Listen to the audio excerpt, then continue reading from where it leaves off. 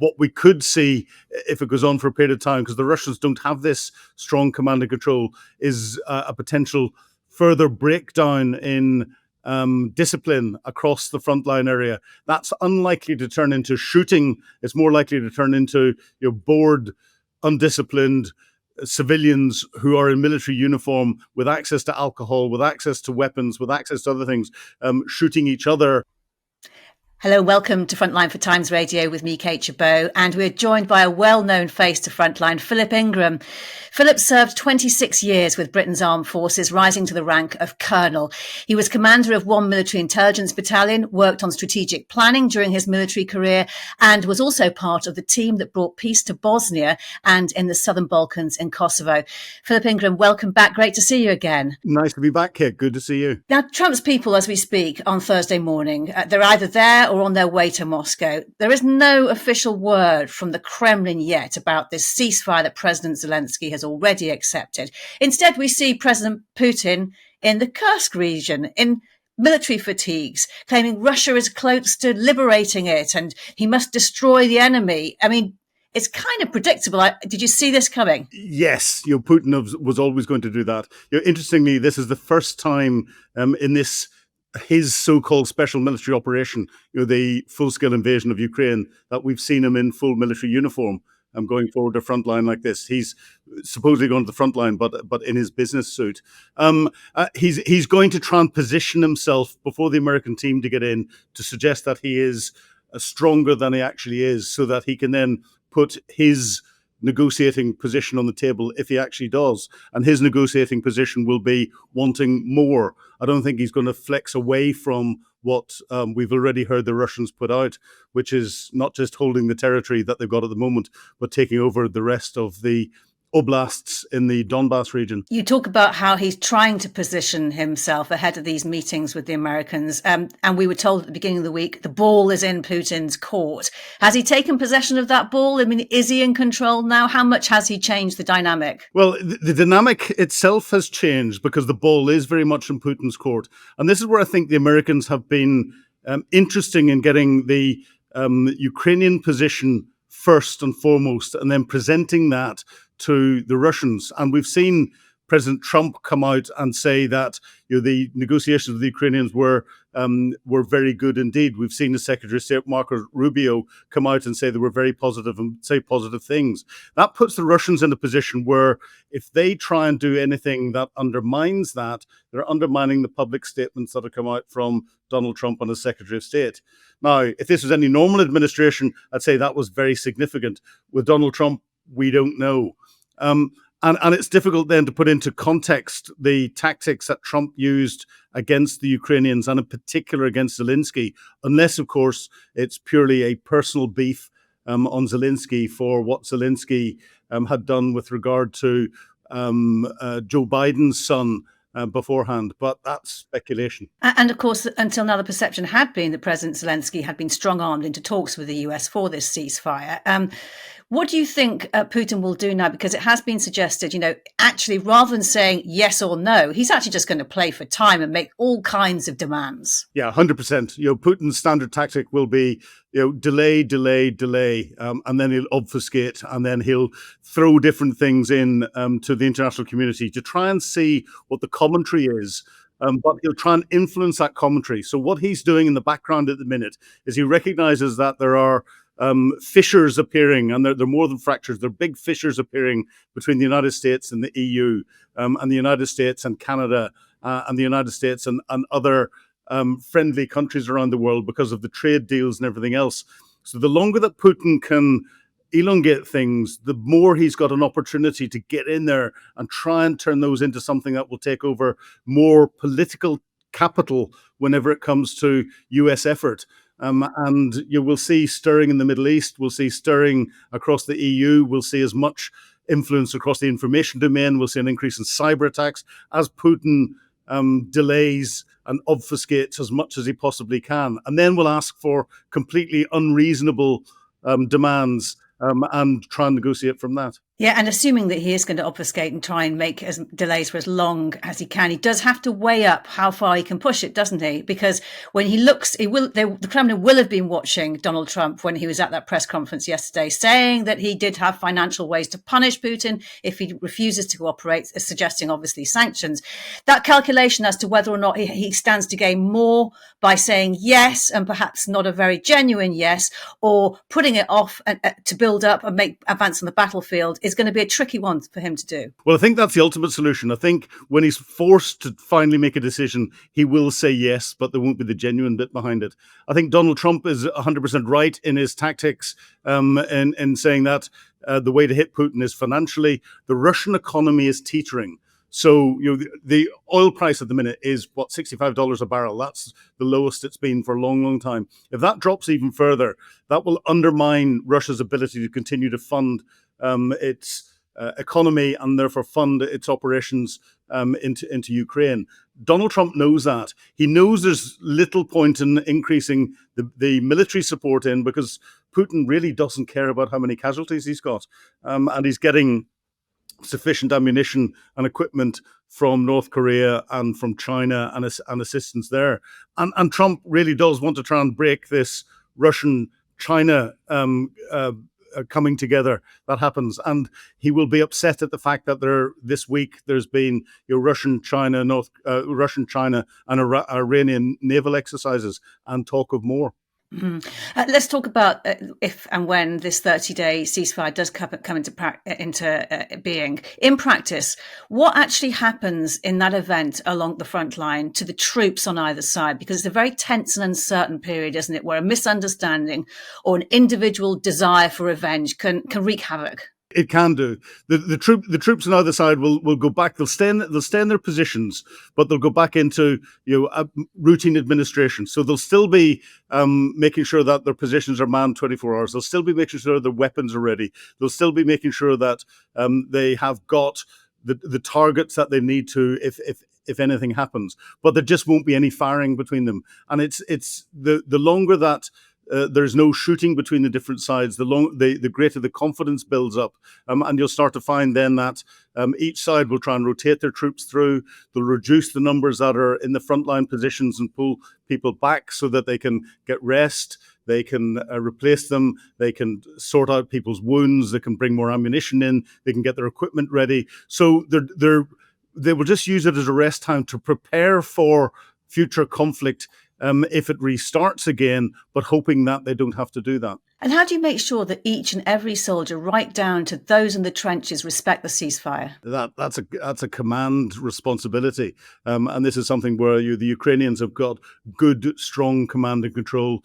The Russians less so, but actually the Russian troops on the front line really don't want to fight because they know that whenever they get pushed forward, the chances of coming back alive are very remote indeed. So what we could see if it goes on for a period of time, because the Russians don't have this strong command and control, is a potential further breakdown in discipline across the frontline area. That's unlikely to turn into shooting. It's more likely to turn into bored, undisciplined civilians who are in military uniform with access to alcohol, with access to weapons, with access to other things, shooting each other or shooting civilians, or just getting drunk or high on drugs and causing the Russians a real problem indeed. So they won't be able to sustain sitting still and doing nothing for a long period of time, I don't think. And how do you ensure against the risk of a false flag operation, the situation where the Russian troops might be asked to deliberately cause some kind of problem, go on the attack and blame it on the Ukrainians in order to destabilize and end the ceasefire? How do you ensure against that? Yeah, that's a very good question, because that's a standard Russian tactic, and I would expect them to be trying that. The best way to deal with it is something that we've seen used by the West in support to Ukraine in this particular war, and that is, from an intelligence perspective, identifying the threat first and foremost, and then making it public. And embarrassing them into saying, we know you're going to do this, and therefore if you do it, we will be ready. So the Ukrainians will be ready. But then behind closed doors, someone going and tapping on the shoulder of Gerasimov, and saying, "Don't you dare! We know what's happening, and you push us. The Ukrainians don't hold you back. Then someone else will come and deal with it." And in that light, who actually monitors the ceasefire, and how do they do it? Well, the first bit of monitoring will be the troops on the ground themselves. So the Ukrainians on one side, the Russians on the other, and the reporting that's coming up through there. Of course, we've got all of this talk of international peacekeepers going in. The Russians are saying they don't want any NATO country or any EU country in there. There are lots of options with that.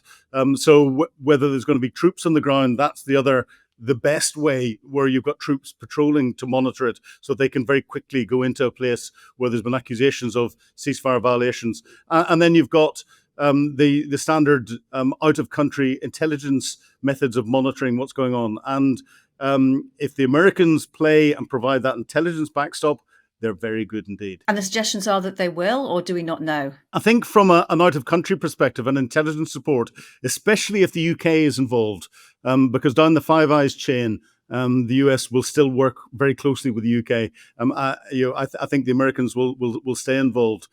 They will want to monitor what's going on anyway from an intelligence perspective, so they can brief Donald Trump. They're just not going to switch things off and say, right, that's someone else's responsibility. Even if on the ground and politically and everything else it's someone else's responsibility, the Americans will still keep watching. So it's getting access to what they're doing. And this is where UK's got that extremely strong relationship. Five Eyes, in reality, it's 2 + 3 eyes, and the two are UK-US. And in terms of the details of this ceasefire, Dmitry Peskov, the Kremlin spokesman, has said it depends. They want to comb through what is written in there. What kind of things would they be looking for? What kind of details can you inspect in a ceasefire agreement? Oh, there's so much in there. We haven't even got both sides on the same sheet of paper at the moment. So again, this is a level of speculation that is based on me having been involved in a couple of ceasefire agreements in the past, implementing those, the Dayton ceasefire agreement, and then what was negotiated between the Serbs and the Kosovo Albanians and elsewhere. And it's extremely complex. It's one of the first requirements is to try and identify where all of the different troops are, and then where all of the hazards are. So it'll be mapping out in military speak where the different heavy bits of equipment are, where the artillery is, where your trench lines are. It'll be then looking at mapping out where people their minefields and the hazard areas, so those can be plotted, so that those can start to be fed into the military engineering capabilities and the civilian NGOs that would be starting to come in to clear that at some stage in the future. But it's trying to get that. The initial stages is A, to keep both sides apart, and then B, to start to map the totality of what needs to be done next to try and bring peace and a lasting peace into the region, and calculate how much it's going to cost and how long it's going to be to be able to properly achieve that. Yeah, and in that light of keeping both sides apart, one of the challenges must be to actually persuade troops to pull back, to create a gap between the two sides along the front line. Because they're not going to want to give up. They'll see it as giving up territory that they fought hard and lost to gain. Yeah, well, I don't think they'll give up. Yeah, I don't think they'll move away from territory unless the peace agreement has said that there has to be a geographic separation between the two sides, which could well be in there. But the troops, if they think that pulling back is going to mean that they're not going to be fighting again, believe me, troops in the front line will be quite happy to do that. And this will give them time to properly prepare for their positions. Troops do not like fighting. There's a myth out in society that all military are warmongers. No, most people in the military are pacifists. The difference is they have to fight for peace, not protest for peace. And in his rush to get a deal done, President Zelensky has proven to Trump that he's willing here. What evidence do you think would be needed to prove that Russia, even if they say yes to a ceasefire, what evidence do they need to prove that they are genuine about peace? Because it is the what next, which is the big question as well. Yeah, well, there's the evidence that will come in the short term, and then there's the long-term evidence. I think from a long-term perspective, there isn't anything they can do. They have broken every agreement that they have ever signed in history. So people will be skeptical of that. But I don't think Donald Trump is too worried about the long term. It's all short term. And the Russians will provide, once they've made that decision to say, if they make that decision to say they're going to go for a peace agreement, they will provide whatever is needed, whether they believe it or not, whether that's on paper, whether that's the movement of troops, whether that's anything, just to be seen to comply. But whilst they're doing that, they'll be planning other things to try and get back in again, work out what they're doing in the future. We have to remember Donald Trump is working on his first 100 days at the moment. That's why he's pushing this quite hard. Vladimir Putin is working on the next 5 or 10 years. We're in completely different timeframes. And of course, there is always the danger that should President Putin play too much for time, that Trump will just get frustrated and walk away. Oh, very much so. And if that happens, Russia will get hit with very, very hard economic sanctions, greater than the ones that are at the moment, with probably a deliberate wrecking ball approach to the international global economy, where it's focused on Russia, and Trump will do that. But he will then, I suspect, take the gloves off in his support for Ukraine. If he can get over what I think is a personal beef between him and Zelensky, that is the one thing that I think is proving real difficulties in Trump dealing with Ukraine. He seems to be petulant in his view of Zelensky. But if Putin doesn't comply, and if Putin doesn't have some form of control over Trump, because there's always that potential that's there, then Trump would take the gloves off. Okay, I know we're in realms of the unknown at the moment, but supposing we get the ceasefire for 30 days, and after 30 days, we're nowhere near a peace deal, an extension is needed. At what point is that totally counterproductive? Because it does give an opportunity for the aggressor to build up its stocks, rebuild, resupply. It gives both sides the chance to refurbish, reorganize, build their stocks up, resupply, and prepare to go again. And both sides will do that automatically. It's what can then be done to try and stop that from happening, potentially with the Russians, and to help the Ukrainians get in a position where they are ready to defend if they need to. It's a very difficult balancing act, and this is something that is purely in the political domain. This is something that will be decided at Donald Trump, Marcus Rubio, Vladimir Putin, and President Zelensky's level, influenced by some of the EU leaders. But they will decide when enough is enough. There's been too long, and what to do next. And both sides have to be prepared for what to do next, including getting back to conflict as quickly as possible. The difficulty is, if we go back to conflict after a time of ceasefire and all the rest of it, it means that there's likely to be more casualties. It's going to be bloodier. It's going to be harder compared to if you just let the conflict go on at the pace it's doing at the moment. And that would presumably put into all kinds of danger this prospective minerals deal that Donald Trump so badly wants. What kind of security guarantees do you think that in itself, if it is agreed, and its suggestions are that it is pretty much so, accepting NATO membership, accepting that is off the table, what kind of security guarantees can that in itself provide? Well, the minerals deal is interesting because most of the minerals are what has been assessed to be in the ground. They are not economically viable mines at the moment. And some are, but that's a minority. Some of the mines are in the areas that Russia has got. But it's interesting that Donald Trump is getting Zelensky to sign the deal on it. So that's a recognition of Ukrainian sovereign territory, I believe. I think this is a very, very long-term issue in getting those minerals out. The Americans are extremely short of rare earth minerals that are independent of Chinese supply. This all comes back to China again and China's influence. So securing stocks that are in the ground is something that Donald Trump can see for longer-term U.S. security. It'll provide a level of support because if the Russians attack in again and undermine what America's spending hundreds of millions of dollars in beginning to exploit and get out of the ground, that will have an economic impact. And we see it's the economic impact that's driving Donald Trump's decision making. Now, none of this is going to happen in Trump's time. So we're talking of if J.D. Vance is the next president, or J.D. Vance in his second presidency, if that comes in, we're looking and crystal ball gazing way into the future here. And Philip, there have been creative suggestions already made, though, about securing Ukraine, ranging from immediate access into NATO, should Russia renege on a peace deal, NATO-style Article 5 protection without NATO membership, or simply arming Ukraine to the hilt so it can fight back effectively itself. What do you think might be the most likely kind of proposals that actually become reality? Well, I think the most likely proposal to become reality will be a coalition of the willing, as we've heard Keir Starmer and Francois Macron, the French president, talk about. That coalition of the willing giving national bilateral guarantees into Ukraine for an Article 5 type level of support.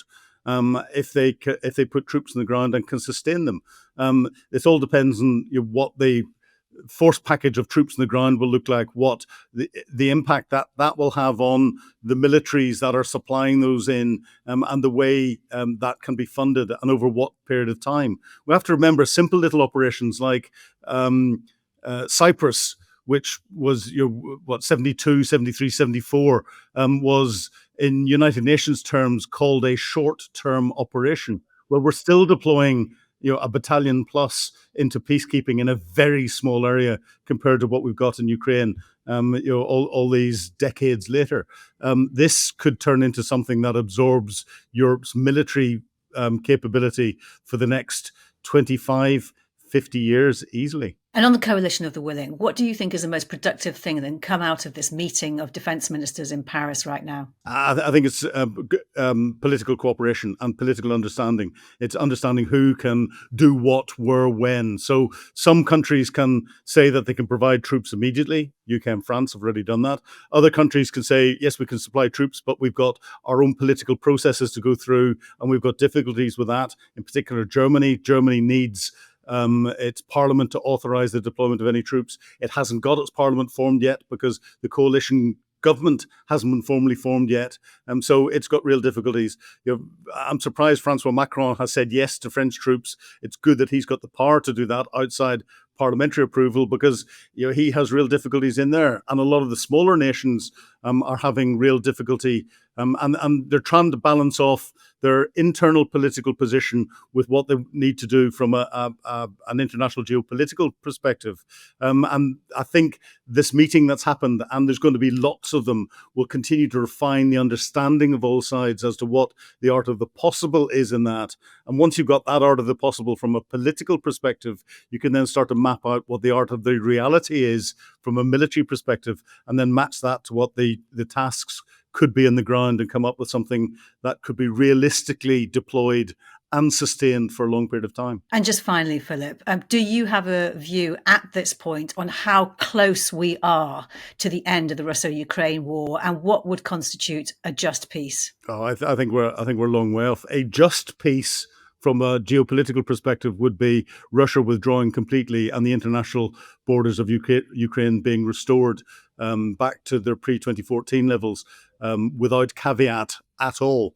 But I don't think we're going to get there, and I think we're a long, long way off a long-term peace in Ukraine.